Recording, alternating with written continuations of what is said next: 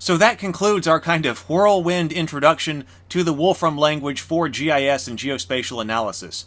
We touched on a whole bunch of different topics, and hopefully if you weren't familiar with it, then you realize there is a whole lot that you can do with the Wolfram language for GIS and geospatial analysis.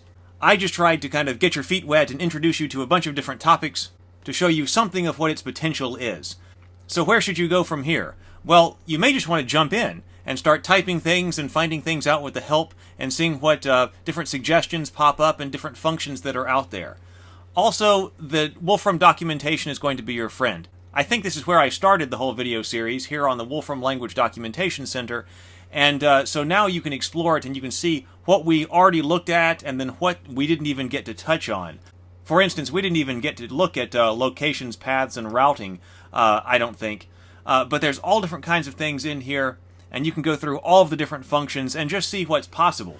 I also think it's worthwhile to look through a bunch of these other things, like the user interface construction that we briefly looked at. All of the cloud deployment information is under here, which we briefly looked at. But also all of these other areas have a tremendous number of functions as well, and many of them, depending on what you're doing, are fantastic for integrating into your GIS analysis. So I really hope that you've enjoyed this introduction. I have. I'm a big fan of the Wolfram language and a fan of what they're developing here. There's a lot that I want to do with it. So I hope that I've conveyed how much power it potentially has, and that you've thought up lots of things that you want to go and do and use it for. I hope that you go and do great things, and I look forward to seeing you in another course.